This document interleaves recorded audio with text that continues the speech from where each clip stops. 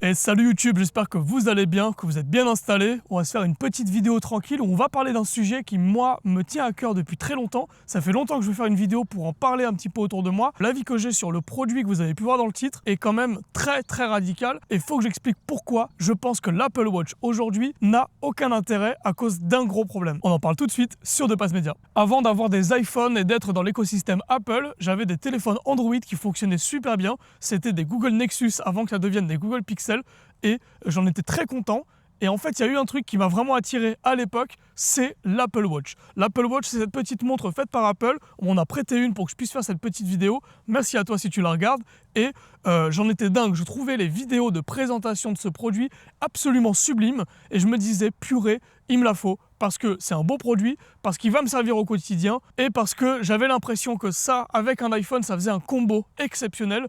Et donc je m'étais dit, il est temps que je vende mon Google Pixel 4a, c'était le Pixel 4a à l'époque, pour m'acheter un iPhone et une Apple Watch. Et du coup, j'avais acheté l'iPhone XS à l'époque avec l'Apple Watch SE. L'Apple Watch SE qui, à ce moment-là, était vraiment l'offre la plus intéressante. J'avais pris la version cellulaire qui me permettait de téléphoner avec sans avoir besoin de prendre mon smartphone avec moi. Ça me permettait de pouvoir passer des appels en cas d'urgence lorsque j'étais à la piscine, lorsque j'étais directeur de colonie de vacances ou animateur. C'était vraiment très précis et je me disais qu'il y avait un besoin que je pouvais combler avec cette Apple Watch. Et véritablement, j'en étais mais hyper content. C'était un super produit pour moi. Je trouvais l'OS aussi super bien fait. Les vibrations étaient très agréables. Je pouvais décrocher depuis la montre pour passer un appel. C'était pour moi un produit vraiment hyper intéressant et qui changeait véritablement mon quotidien. Je pouvais par exemple payer avec en magasin en passant simplement le poignet, je trouvais ça super pratique. Je pouvais aussi activer une lampe torche directement depuis le centre de contrôle pour pouvoir avec mon poignet, quand je suis dans le noir, allumer la lumière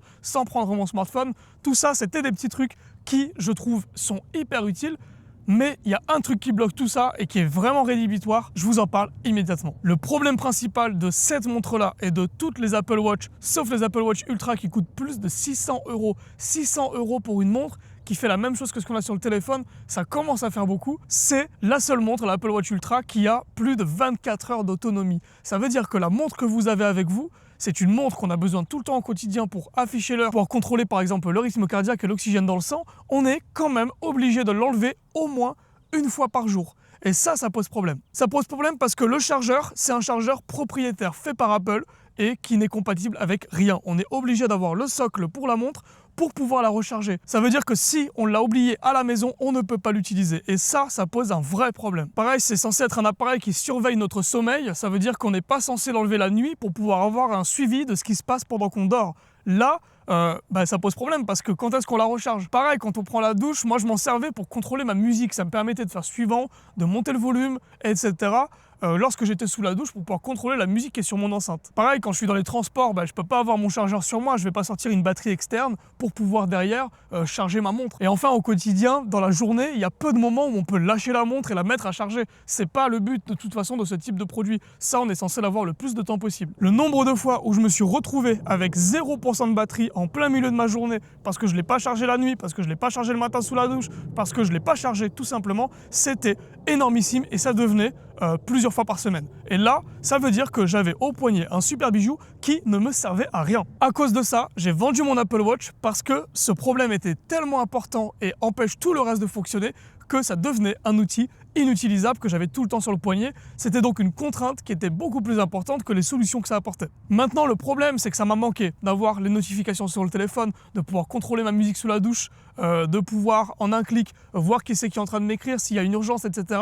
De pouvoir contrôler mon sommeil la nuit. Tous ces trucs-là où je m'étais un petit peu habitué, quand même, quand je l'ai enlevé, c'était dur. C'était dur de revenir en arrière parce que quand on goûte un petit peu à ce plaisir, c'est compliqué de revenir en arrière. Et du coup, je me suis un petit peu documenté, voir ce qui existait, ce qui était compatible, etc. Et j'ai compris qu'en fait, tous les montres de ce format-là, avec un grand écran et qui permettent de faire autant de choses, sont concernés par le même problème. Et ça me pose souci. Jusqu'au moment où je tombe sur ça. C'est pas sponsorisé, c'est mon achat. Ne me dites pas directement, ouais, t'es un vendu. Ce n'est pas sponsorisé, ce n'est pas un prêt. C'est un achat que j'ai fait de moi-même et j'en suis tellement content et j'en parle à tout le monde autour de moi parce que c'est ça la solution que j'ai trouvée pour répondre à tous ces problèmes-là. Cette montre, c'est la Xiaomi Mi Band 9. Donc c'est la marque Xiaomi qui fait ça. C'est complètement compatible avec les iPhones et avec n'importe quel smartphone Android.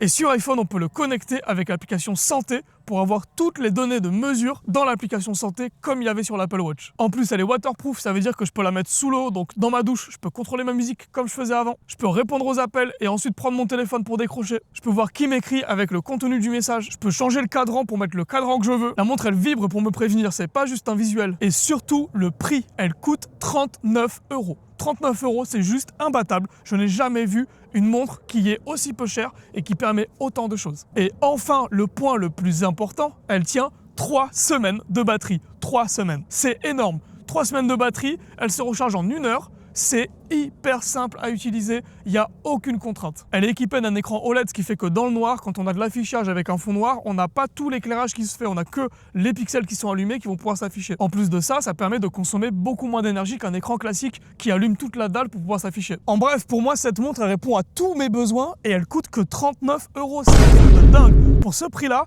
on a vraiment tout ce que j'ai besoin et j'en suis hyper content. Aujourd'hui, je ne me vois pas changer de montre parce que véritablement, on a tout ce que j'ai besoin à l'intérieur. Maintenant, il y a quand même quelques petits trucs qu'il y avait sur l'Apple Watch et qu'il n'y a pas sur celle-ci.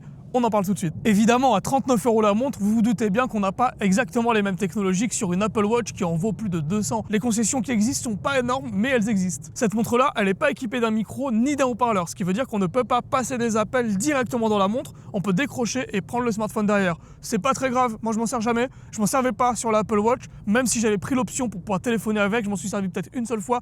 Donc, véritablement, c'est une petite contrainte, mais c'est pas très grave. Autre truc, cette montre-là n'est pas équipée du NFC. Ça veut dire qu'on ne peut pas faire de paiement en magasin avec. Pour payer, on prend le smartphone. Enfin, cette montre-là, elle n'est pas compatible eSIM, elle n'a pas de modem 5G, donc on est toujours obligé d'avoir le smartphone à proximité, sauf si par exemple vous faites de l'activité et que vous laissez votre smartphone à la maison, il va quand même pouvoir faire les mesures sans aucun problème. Et derrière, tout va se synchroniser dans l'application Xiaomi et ensuite dans l'application Santé de manière automatique. En bref, ce n'est pas un placement de produit, je vous le répète, c'est juste une montre que j'adore parce qu'elle répond à tous mes besoins, que j'avais lorsque j'avais l'Apple Watch.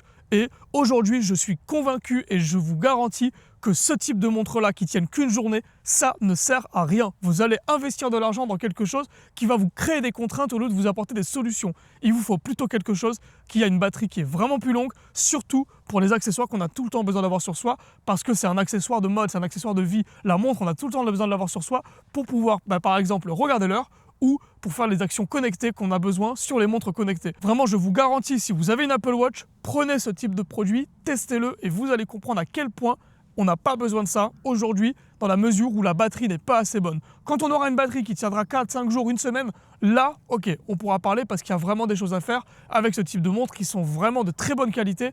Mais le problème de la batterie est tellement important et prend tellement de place dans l'utilisation qu'aujourd'hui c'est bloquant. C'est tout pour la vidéo d'aujourd'hui. J'espère que ça vous a plu et que ça vous a parlé. Ça me tenait à cœur de la faire parce que je trouve qu'il y a vraiment un sujet là-dessus. Si ça vous intéresse, n'hésitez pas à me poser des questions, à poser des commentaires. Moi, je prendrai le temps toujours d'y répondre. Je les regarde les commentaires, même si je ne réponds pas tout de suite, parce que vous savez qu'à côté, je suis professeur de technologie, donc j'ai beaucoup de choses à faire à côté, mais vous inquiétez pas, je regarde quand même les commentaires. Merci en tout cas pour tous ceux qui soutiennent et qui s'abonnent. Il y a d'autres projets qui arrivent très bientôt, donc n'hésitez pas à rester pas trop loin. On se retrouve très vite sur De Passe Média. Salut!